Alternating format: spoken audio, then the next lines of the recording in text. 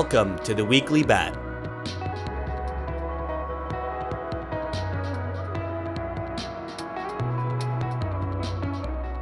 Welcome to the Weekly Bat for the week of December 6th, 2019. Kicking off this week with a big announcement, Brave passes 10 million monthly active users, effectively doubling its MAU figure in just 1 year.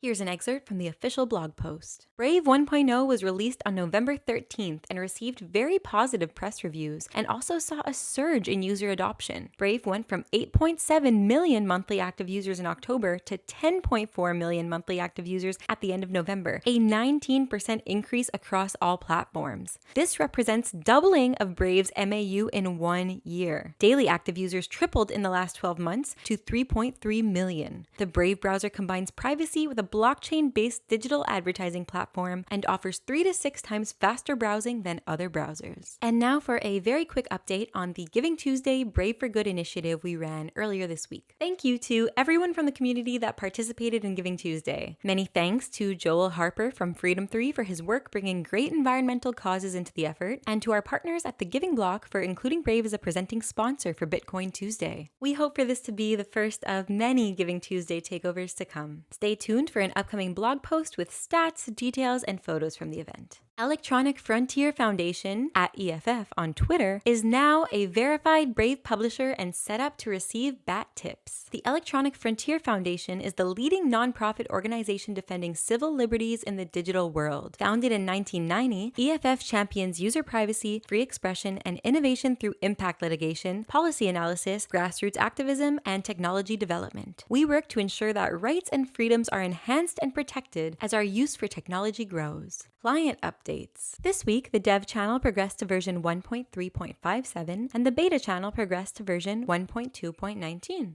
Brave team tweets. Even though it's not visible, here's a big difference between Brave and Chrome. Brian Bondi says, "Did you know that Brave blocks browser-level connections to Google, which ad blocker extensions can't block in Chrome?" If you didn't know, now you know. In case you missed it, here's a tweet covering what we were doing this Giving Tuesday. At Attention Token says, "This Giving Tuesday, you can tip BAT and support 100 charities and nonprofits that we're raising awareness for via Brave ads and the Giving Block campaign. Some causes include Waves Not Plastic, Charity Water, Wikimedia, EFF, We Charity, and more." And the BAT community tweets, "The level of community engagement and participation we're seeing in the Giving Tuesday Brave for Good initiative is unreal. Thank you, dear community, for being so absolutely amazing." For more Brave team tweets, be sure to check out the weekly BAT blog post that accompanies this episode.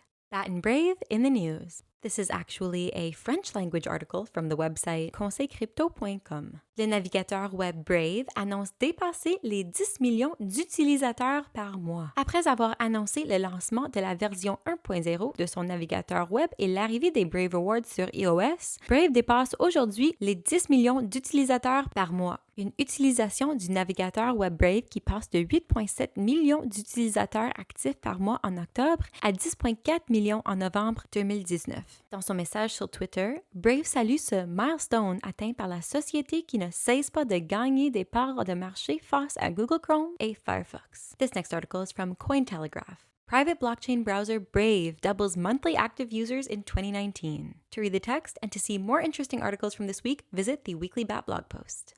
News you should know. Say cheese! DHS proposes mandatory facial recognition checks for U.S. citizens at airports. The U.S. Department of Homeland Security, DHS, is pushing to impose mandatory facial recognition scans on all Americans entering or leaving the United States, moving to close a loophole that allows citizens to opt out. I ditched Google for DuckDuckGo. Here's why you should too. Most of the things I search for are easy to find. Did I really need the all-seeing, all-knowing algorithms of Google to assist me? Probably not. So I made a simple change. I opened up Firefox on my Android phone and switched Google for DuckDuckGo. As a result, I've had a fairly tedious but important revelation. Once again, to read the full post, check out the Weekly Bat blog post. Behind the One-Way Mirror, a deep dive into the technology of corporate surveillance. This paper will focus on corporate, so-called third-party tracking, the collection of personal information by companies that users didn't intend to interact with. It'll shed light on the technical methods and business practices behind third-party tracking. For journalists, policymakers, and concerned consumers, we hope this paper will demystify the fundamentals of third-party tracking, explain the scope of the problem, and suggest ways for users and legislation to fight back against the status quo.